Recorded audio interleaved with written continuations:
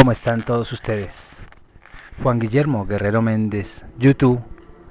Recuerda que tú estás en mí, yo estoy en ti, por lo tanto, nos necesitamos. Vamos a hablar de esa personalidad de un expositor que va a manejar al frente un auditorio de perfiles diferentes que en algún momento pueden desequilibrarlo. La personalidad del expositor.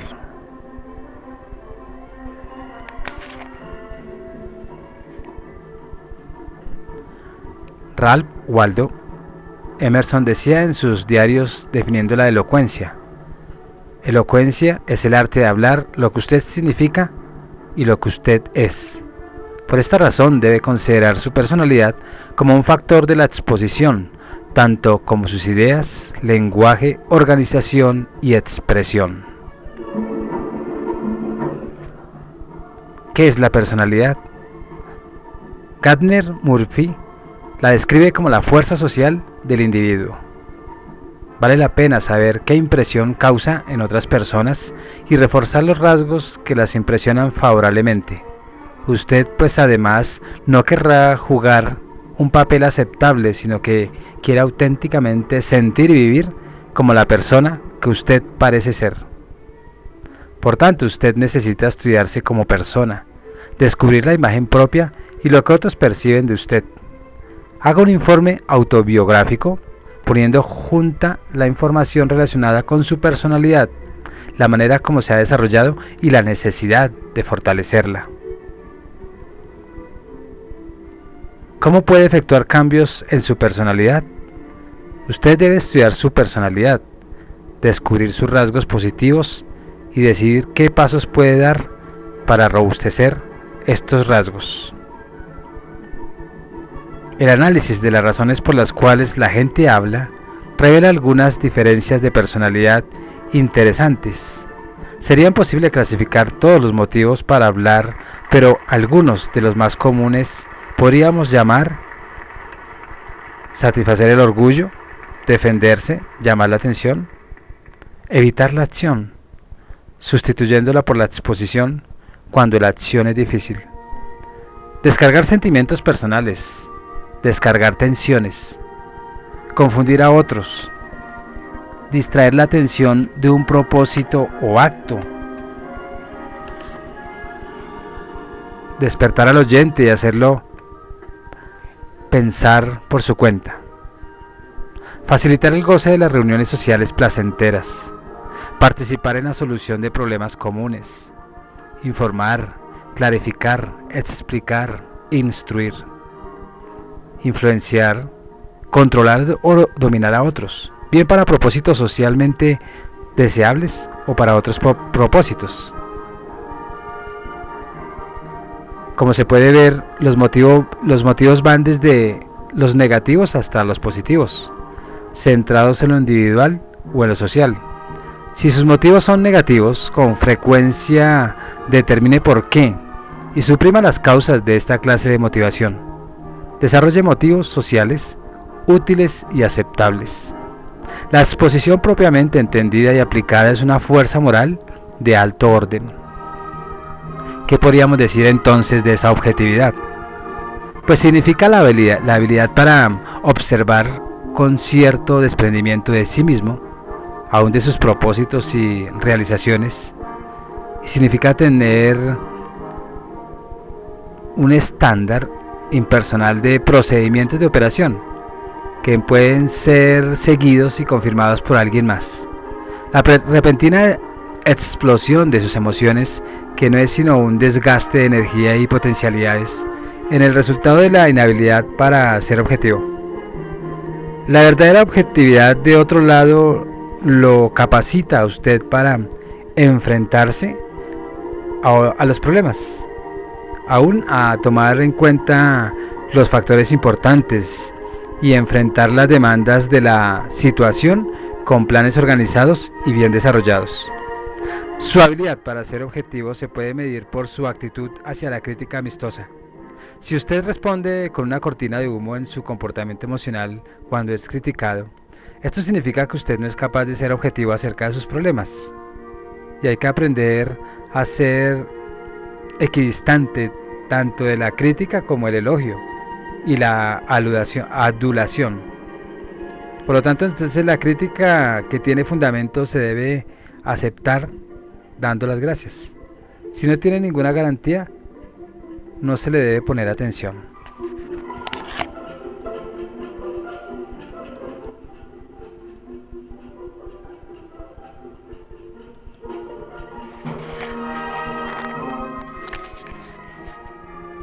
Sus logros como orador son a menudo asociados con la habilidad general o inteligencia.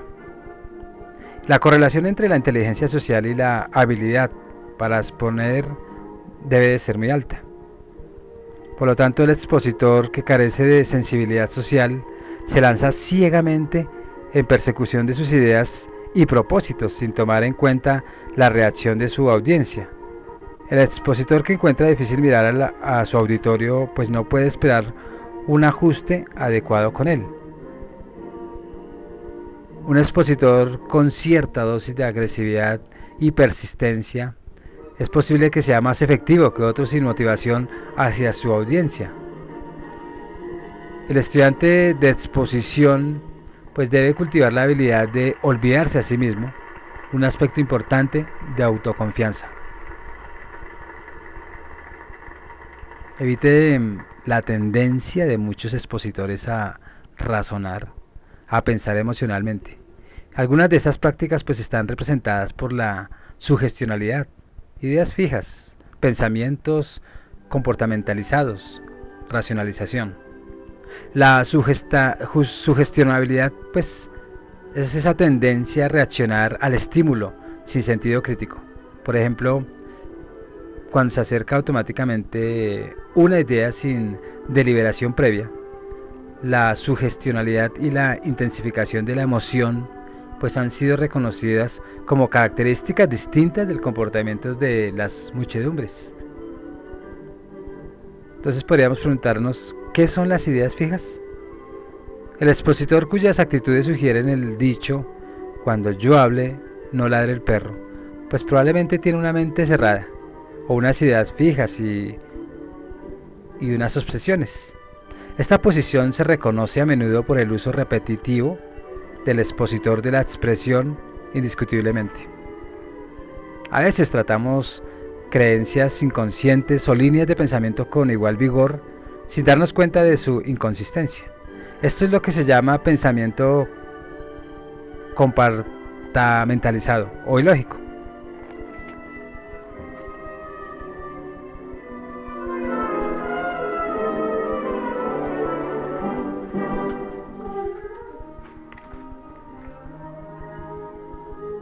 Los problemas de la familia y de la sociedad ejercen una marcada influencia en la manera como se expresan las emociones de la infancia en adelante.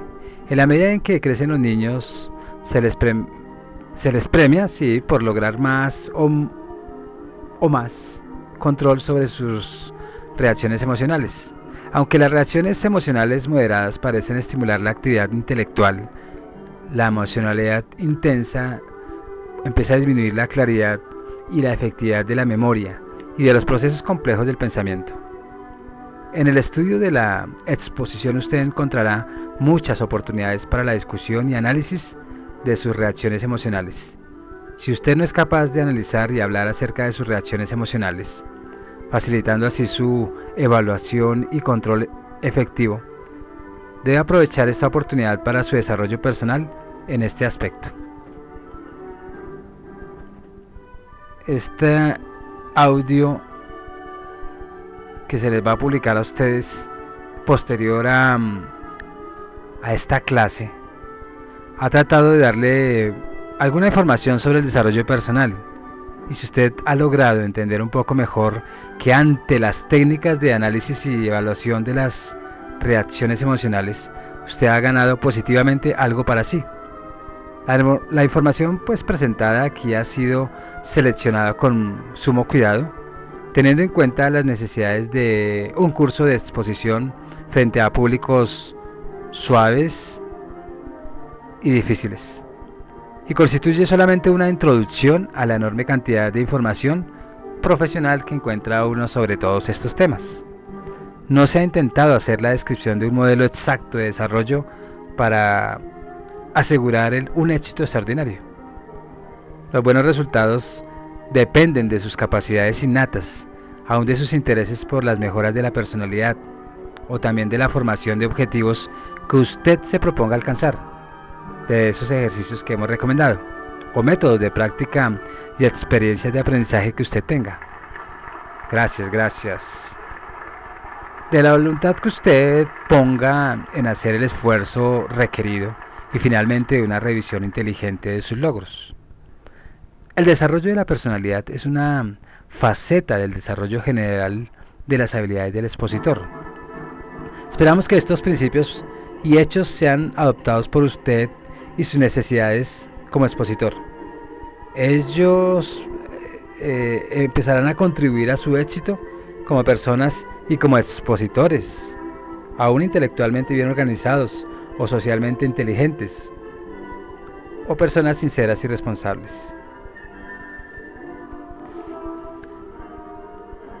Hasta ahora se ha tratado la exposición desde el punto de vista del expositor.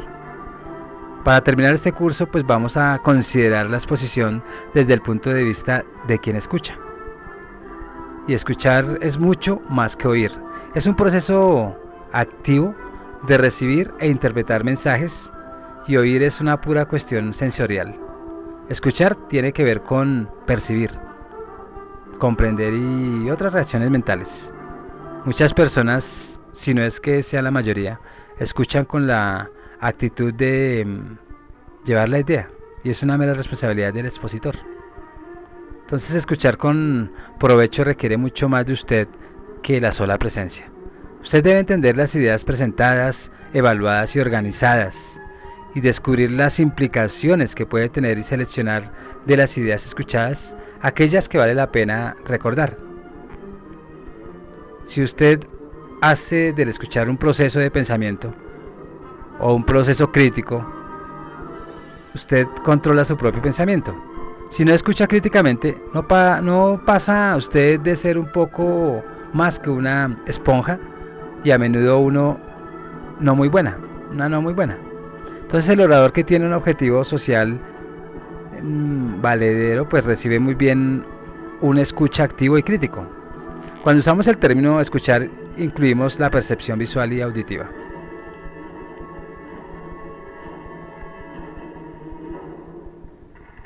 Un muchacho conocido de clase encontró que los oyentes creían que la mayor parte de los factores que intervendrían con el escuchar pues eran personales y psicológicos más bien que físicos. Malos escuchas eran más sensitivos y la distracción, y menos sensitivos a la necesidad de ajuste que los buenos escuchas. Entonces, los primeros tienden a aprovechar sus dificultades y a culpar al expositor para sus faltas. Los malos escuchas conocían y aplicaban menos técnicas para facilitar más bien su concentración de la exposición. Estaban más interesados en hechos específicos que con los puntos centrales y las generalizaciones importantes. Los malos escuchas mostraban menos interés en el tema, le veían menos significado y tenían menos experiencia en atender a ese material de difícil exposición. No se les veía el objetivo de entender. Los buenos escuchas mostraban más respeto por el orador y por escuchar como un método de aprender. El estudio sugería muy claramente que escuchar bien es cuestión de adquirir ciertas técnicas y hábitos específicos. Hay muchos propósitos y maneras de escuchar. Mucha gente, por ejemplo, pues escucha radio mientras maneja su automóvil. Muchos de nosotros escuchamos frecuentemente para obtener un soporte para nuestros intereses y convicciones en vez de evaluar evidencias. Escuchamos porque nos sentimos solos o tenemos curiosidad. Se puede escuchar sin intención o con un propósito. Los objetivos más importantes al escuchar son, podríamos decir, por distracción, para obtener información o inspiración, también para evaluar críticamente. Usted escuchará seguramente con los tres propósitos en mente. Si usted escucha de una manera vaga y general, pues no debe esperar obtener tanto como si escuchara con un propósito definido. Si escucha no solamente por información, sino por una evaluación crítica de las ideas, estará alerta para probar la exactitud de los hechos y de las inferencias. Sabiendo que usted escucha porque quiere, le ayudará a organizar el proceso de escuchar. Pero no cometa el error de escuchar lo que usted quiere escuchar, aunque mejor dicho haya sido dicho o no. Escuchar lo que se desea es un dañino como hábito psicológico, como decir pensar lo que se desea. O sea, interpretamos lo que dijo el expositor y no es lo que él dijo. Entonces, cuando se escucha para aprender, no espere satisfacción si solo presta atención incidental o irresponsable. La piedra de toque para saber si usted escucha o oye simplemente radica en saber si escucha con un propósito o no.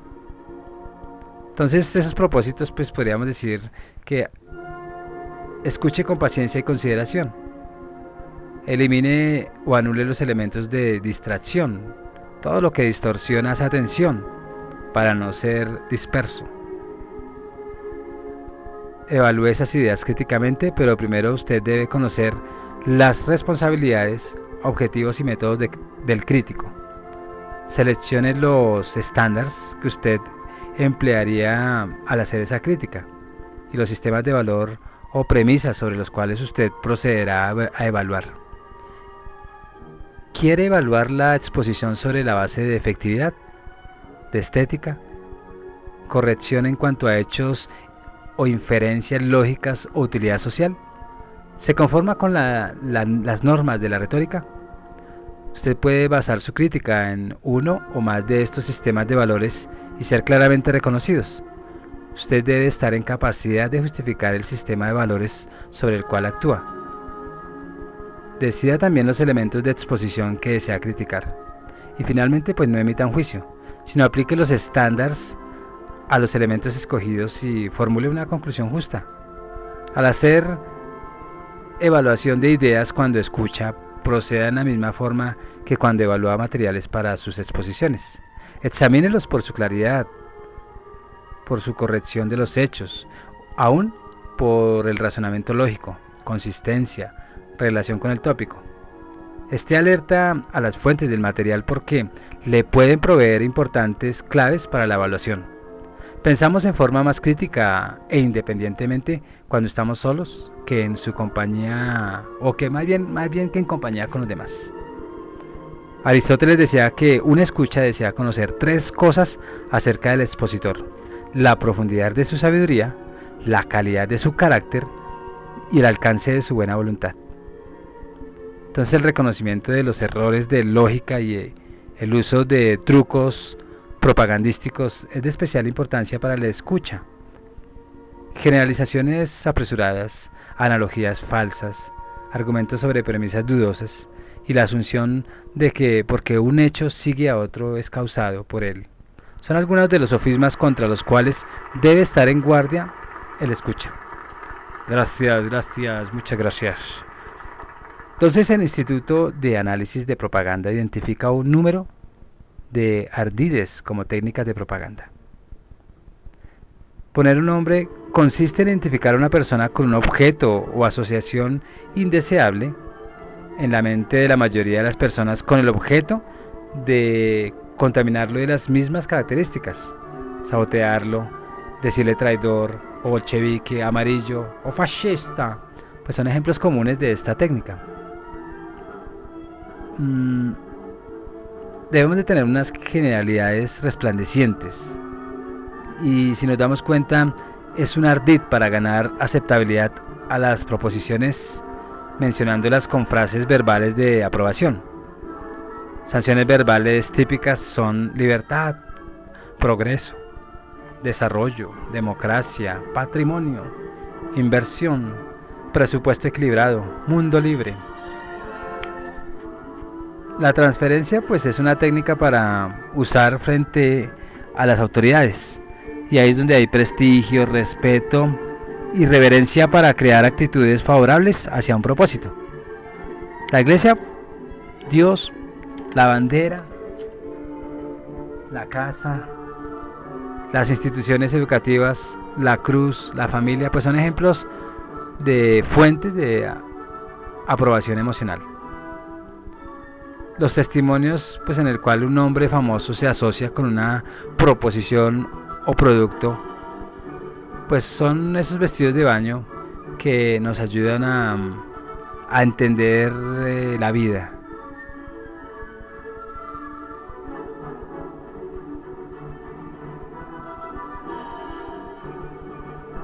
Podríamos también nombrar que a veces uno dice la verdad a medias, o usa unas técnicas del tren como crea la impresión de aprobación universal de una idea. Se trata al individuo como un extraño si no lo aprueba. Entonces otros ardiles propagandistas o pues incluyen la adulación, apelaciones al miedo de perder, odio, rabia, frustración o descontento originado en mala fortuna o falta de oportunidad. La creación en dominios a quien culpar, la repetición, el pensamiento de deseos, la racionalización, el rumor, la desconfianza, la identificación con lo grande, lo hermoso y lo bueno. Entonces el uso de esas ideas técnicas no implica necesariamente que la proposición carezca de mérito. El escucha cuidadoso pues debe sospechar de cualquier expositor que haga uso de las emociones para esquivar explicaciones razonables y evidencias. Cuando hablamos de informes, de eso, o la necesidad más bien de desarrollar un informe técnico, nos damos cuenta que algunos hombres dicen lo que tiene que decir en el informe. No tienen otro medio para ser útiles, tanto su conocimiento como su trabajo. Por eso es que los empleadores escriben a menudo a las universidades: envíenos hombres que puedan escribir un informe decente. ¿Qué quiere decir cuando hablan de informes decentes? Algunos críticos han puesto de manifiesto las faltas que deben de ser eliminadas. Culpan, por ejemplo, a las oficinas gubernamentales de escribir en un lenguaje ininteligible, que demanda del lector una cantidad de energía innecesaria para poder entender el tema. En la industria, los empleadores anotan que muchos informes no son claros, directos y pertinentes. Los ejecutivos pues aseguran que gastan mucho tiempo tratando de obtener las respuestas de los informes que reciben. Ningún informe es mejor que lo que contiene. Estamos seguros de que ningún estilo y forma, coherencia o énfasis puede constituir un buen informe si éste se basa en información no confiable y en juicios pobres. Un informe es mucho más que castellano, así como una buena página escrita es mucho más que letras, comas y puntos y comas. De otra parte, ninguna cantidad de investigación sólida y pensamiento brillante pues puede llegar a ser útil hasta que se comunica a los demás. Si el trabajo de una persona exige informes, su trabajo no será mejor que sus informes. Si está la razón por la cual quienes se preparan para puestos de responsabilidad quieren saber más acerca del arte de escribir informes, pues entonces tiene que empezar por el concepto de qué es un informe. Y un informe es la comunicación de información a clientes, superiores o empleados. Un ingrediente esencial es el hecho, la información nueva. Quien escribe un informe tiene algo nuevo que decir. Otra característica es la relación de escribir al lector. El escritor es responsable con el lector. El presidente de la compañía es responsable con los accionistas. El gerente general con el presidente. El superintendente con el gerente general. El departamento de ingeniería con el superintendente. Y el asistente de ingeniería informal al jefe de su departamento. Entonces la base definitiva de todo bien informe son los hechos. Esto quiere decir que la observación directa del experimento, la inspección, la experiencia, la investigación son las bases de los informes. Algunas veces los informes no contienen más que ideas generales y hasta opiniones, pero unas y otras deben de estar basadas en los hechos antes de emitirse. Y hay dos características de un informe de esta clase. La primera, pues está limitado a la observación directa. Y la segunda, pues está expresada en términos carentes de ambigüedad. Por ejemplo, informes de hecho, el gas contiene de 10 a 14% de gas carbónico. Y el informe de opinión, el gas está tan diluido que no se puede utilizar para obtener la presión parcial requerida de gas carbónico en la unidad de carbonatación. Téngase en cuenta que la expresión de hecho presume una investigación directa, una observación de primera mano, hecha por alguien, y que al observar que el contenido del gas carbónico varía entre 10 y 14%, pues significa exactamente lo mismo para todo el mundo. El informe de opinión saca una conclusión de estos hechos.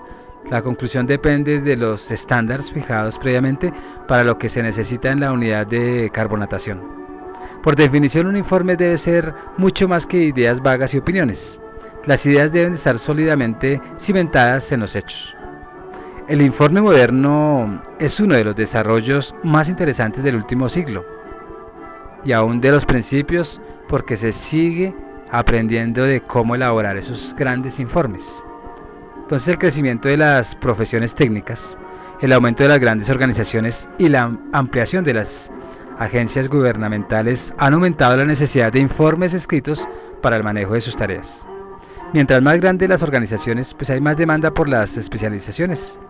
Los ejecutivos son cada vez más dependientes de sus subordinados y expertos, de manera que se establece una cadena ininterrumpida de información desde los niveles bajos de la organización hasta los más altos ejecutivos.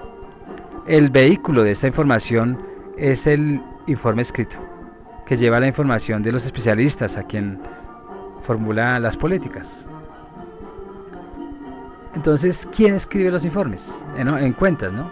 El hecho de que el escritor de un informe es responsable con su lector no implica que sea inferior. Los directores de una corporación son responsables con los accionistas, pero no son inferiores a ellos. El presidente es responsable con los ciudadanos. El ingeniero consultor es responsable con su cliente. La responsabilidad no implica ni inferioridad social ni economía, implica la existencia de tareas definidas pues que deben de ser cumplidas. Para los ingenieros, escribir informes es una tarea de primera importancia. Cuando se inicia en su profesión, el ingeniero debería presentar informes escritos a sus superiores. En la medida que avanza en su carrera, estos aumentarán en longitud y complejidad. Se le exige cada vez mayor habilidad en la composición y mayor ingenio. El informe del ingeniero varía desde una simple referencia a su trabajo, hecha en una cara sencilla o en una forma preestablecida, hasta un estudio detallado basado en un examen de hechos extensos y que conduce a recomendaciones importantes. La habilidad de un ingeniero se juzga a menudo por sus informes. No pocas veces su éxito o fracaso en el trabajo se mide por la naturaleza de lo que él hace. La General Motors Corporation dice: el éxito de ingeniería e investigación depende tanto de la habilidad para presentar una idea de manera convincente como de la habilidad para realizar cálculos y experimentos. Las funciones ejecutivas en los negocios modernos incluyen la presentación de hechos desde el punto de vista de políticas organizacionales. Los ejecutivos pues escriben periódicamente informes sobre su gestión, y estos se ejecutan por lo general anualmente y abarcan nuevos desarrollos, comparaciones con periodos previos, algunos pronósticos del futuro y recomendaciones específicas. Esos informes dependen a menudo de numerosas exposiciones escritas por especialistas y subordinados. Se presentan en forma condensada y generalizada. En los informes, pues el lector, que es el que lo lee en privado o en común, actúa generalmente en una función ejecutiva. Usa el informe para ayudarse en sus decisiones y determinación de políticas. El gerente de producción, el gerente de ventas y el gerente general reciben informes de quienes son sus colaboradores inmediatos y a su vez informan a ejecutivos de niveles más altos. A menudo el ejecutivo lector tiene mucho menos conocimiento técnico que quien escribe el informe, de manera que los datos técnicos deben de serle presentados en forma que sean entendibles para él. Escribir buenos informes no requiere genios, pero requiere preparación. Cualquier persona puede aprender a escribir, ¿sí? Si conoce los fundamentos del arte y si quiere estudiar y aún practicarlos. El primer requerimiento para el éxito en la experiencia en el campo general de que trata el informe, el observador sin entrenamiento pasa inadvertidos detalles importantes para poder distinguir con precisión lo importante de lo que no viene al caso. Un entrenamiento y conocimiento amplio del trabajo sobre la cual se debe informar debe venir primero. Tal experiencia es el origen de la observación precisa, que es la condición más importante en la lista de requisitos para poder escribir buenos informes. La habilidad en el análisis y la emisión de juicios sigue de cerca a la observación. El escritor debe aislar su problema, descubrir los elementos componentes y razonar las conclusiones sólidas. Es esencial en todos los procedimientos científicos y hacer posible el trabajo original y preciso. ¿Para qué? Para estar libre de prejuicios. Lo que va a encontrar antes de investigar cierra su visión a los hechos conflictivos y llevar a errores absurdos. La experiencia es útil solamente cuando el observador permanece en capacidad de ver cada situación con ojos repasados y mente abierta. El sentido común pues exige concentración en lo esencial, subrayando lo significativo y adaptándose a la situación como se presenta. Dar en el clavo es tan deseable como tener un clavo para golpear, y es esa la expresión precisa de lo que se tiene que informar. Finalmente, quien escribe un informe debe tener un entendimiento del lector, percibir los intereses y necesidades del lector, y aún reconocer su educación y experiencia. El buen escritor de informes escribe en forma diferente para diferentes personas. Adopta la regla: el lector siempre tiene la razón.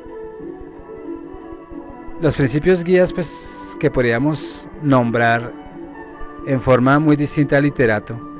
Quien escribe su informe lo hace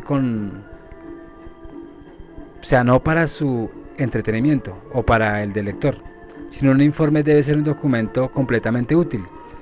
El lector por lo común requiere la información, y la satisfacción del escritor consiste en proveerle la información al lector en la forma más económica y aceptable que sea posible.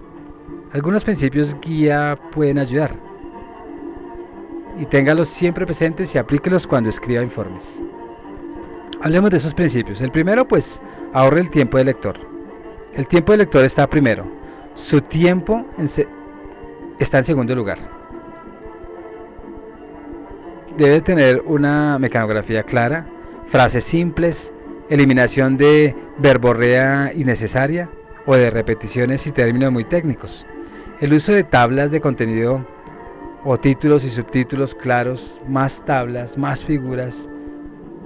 Si son pocas, bien, pero tienen que estar bien identificadas. Debe presentar también unos buenos resúmenes, especialmente al principio, con oraciones completas en cada parágrafo. Y son algunas de las técnicas que ayudan a los lectores a obtener lo que buscan rápidamente. También pues tendremos que tener en cuenta como segundo punto recordar las necesidades de los lectores. No diga todo lo que usted sabe, sino todo lo que el lector desea saber. Responda a sus preguntas y nada más. Haga un informe objetivo. Como tercer punto, el énfasis debe ser puesto en los hallazgos y conclusiones, y los sentimientos personales o referencias personales deben de estar fuera de lugar. Use un lenguaje del pensamiento científico. Evite exageraciones, evite palabras tales como muy, escasamente o absolutamente o ideales. Conténgase de eso. Nunca diga los hechos demuestran, a menos que sea evidente más allá de cualquier duda lo que pretende demostrar. O quedar corto en afirmaciones es mejor que exagerar en ellas.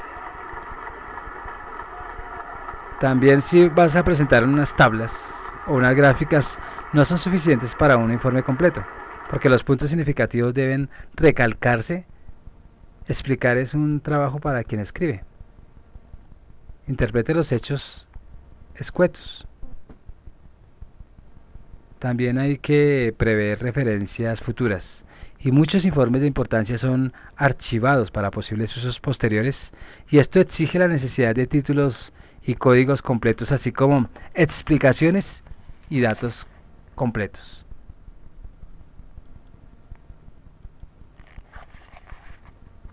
Preste atención a la apariencia. Una copia limpia y atractiva atrae la mirada, refleja su buen gusto y es más fácil de leer. Estudie estas reglas y consúltelas constantemente cuando tenga que escribir sus informaciones. Entonces, una introducción podríamos enmarcarla en un informe.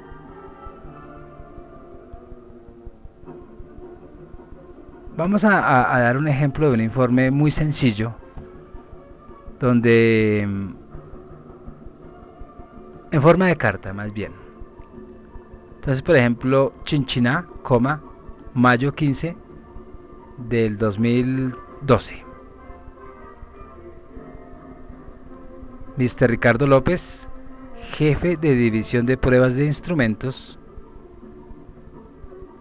Corporation 2, Bogotá.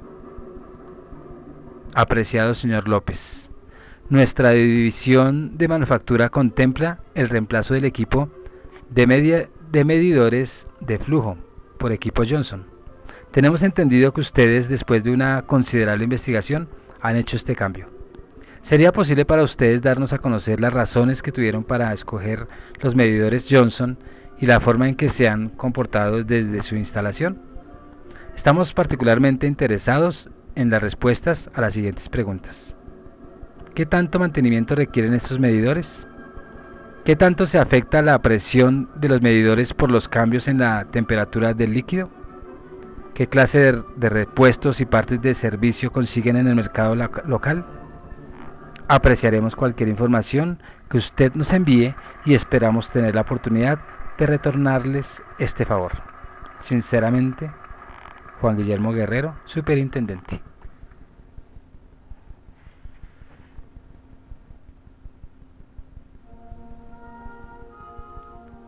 ¿Cómo daríamos nosotros una respuesta a esa carta? Pues para mejorar las condiciones de producción. Entonces, podríamos presentarla así.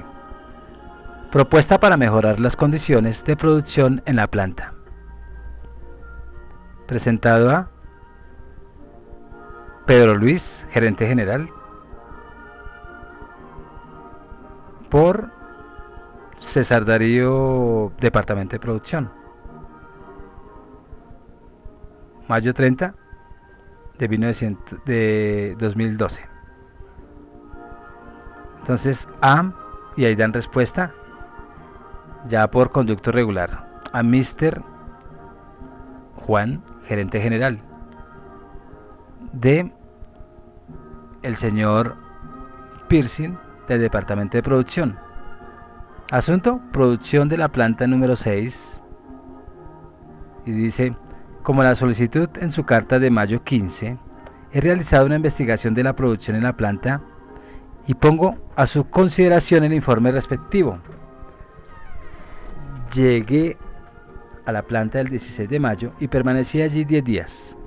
La mayor parte del tiempo lo gasté en la inspección de la planta y en la determinación de unos estándares de muestra con el fin de tener una idea sobre la eficiencia general. Gasté algún tiempo de conferencia con el superintendente y otros empleados. La mayoría de los empleados son quienes traten y tuvieron la voluntad en cooperar. Esto es particularmente cierto, doctor Juan Guillermo. Confío en que este informe satisfaga sus necesidades. Atentamente, Pearson.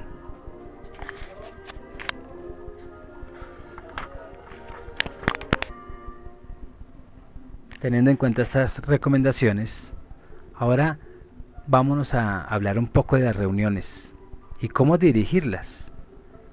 El ejecutivo moderno, el administrador o supervisor industrial, realizan sus tareas valiéndose con frecuencia de reuniones de trabajo.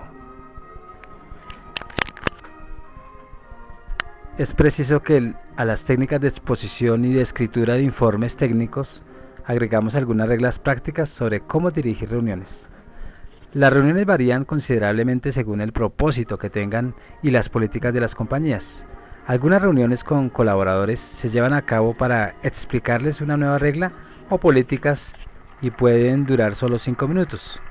Otras reuniones, solo políticas de personal, aspectos de seguridad o programas de venta, pueden durar hasta 1 hora.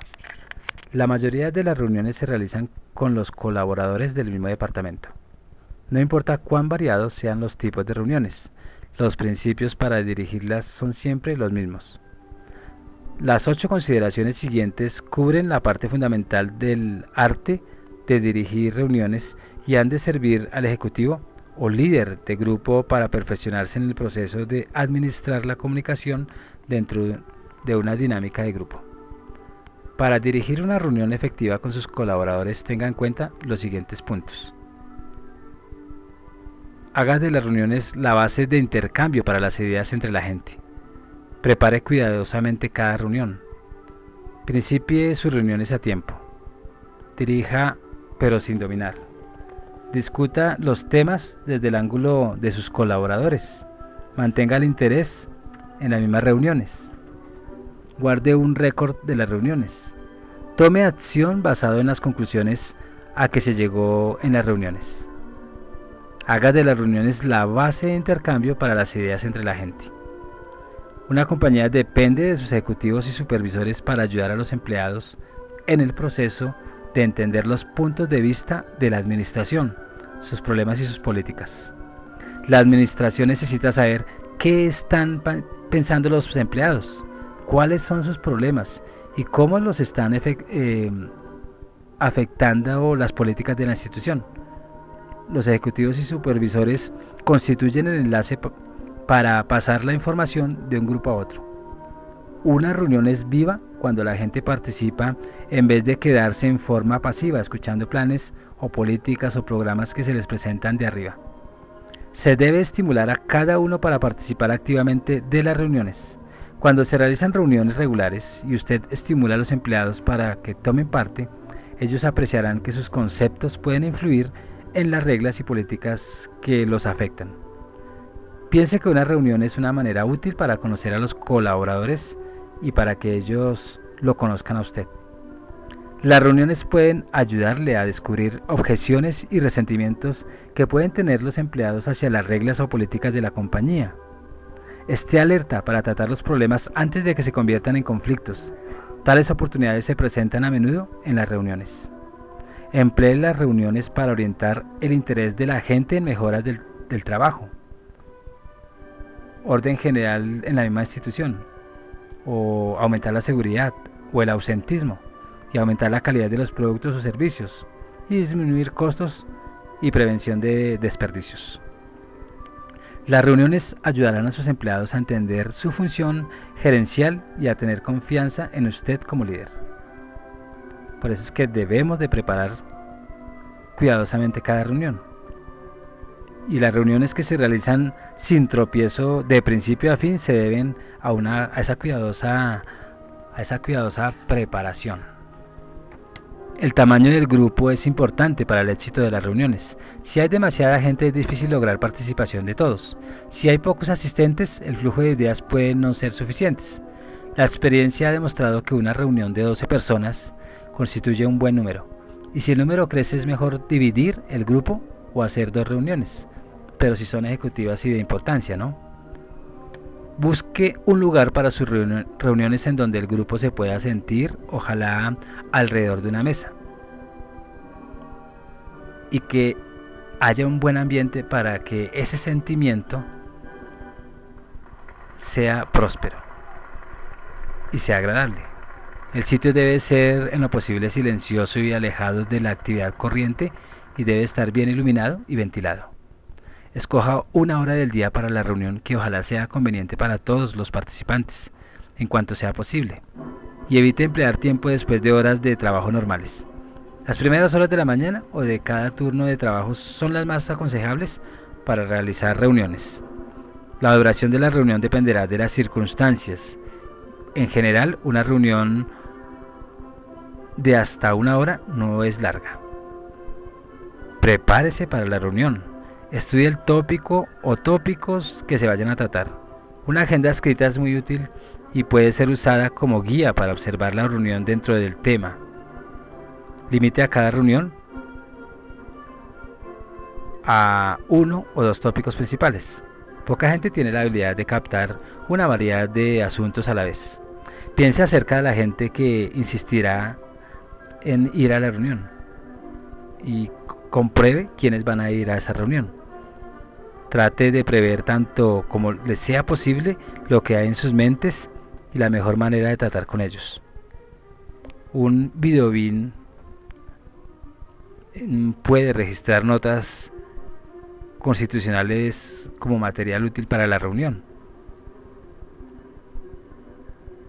Siempre inicie sus reuniones a tiempo. Al iniciar a tiempo una reunión marca el tono para la reunión total. Entonces los retardos matan gran parte del interés del grupo. Explique al grupo que usted va a actuar como un coordinador, no como un profesor o como un docente o como un director. Urja a los miembros del grupo a tomar parte de las discusiones y a no sentirse inhibidos para presentar sus propias ideas.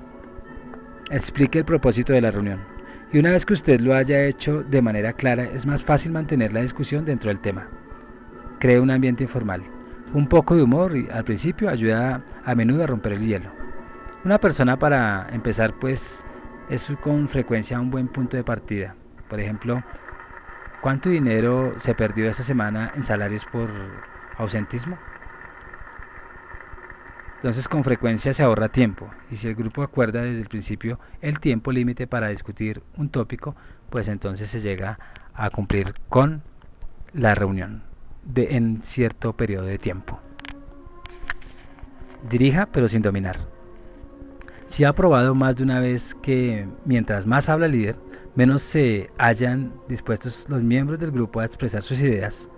Entonces, después de que el tópico o problema ha sido expresado con claridad, usted solo necesita agregar unos pocos hechos básicos acerca de él. Estimule la libre discusión de manera que las ideas surjan del grupo. Haga preguntas, especialmente aquellas relacionadas con el cómo, cuándo, por qué, dónde y quién. Ellas no pueden ser respondidas con un simple sí o no. Los miembros del grupo se ven en la necesidad de pensar un poco antes de contestar. Evite hacer preguntas que requieran información específica. Por ejemplo, ¿cuántas vueltas por minuto da su máquina? Si el empleado no conoce la respuesta, lo obliga a inventar o lo pone en posición de hombre en el banquillo. Evite contestar usted mismo todas las preguntas que puedan surgir del grupo. Muchas de estas preguntas pueden ser devueltas al grupo para ser respondidas. Si el grupo llega a la idea de que usted tiene todas las respuestas, verán muy poca razón para ofrecer sus ideas.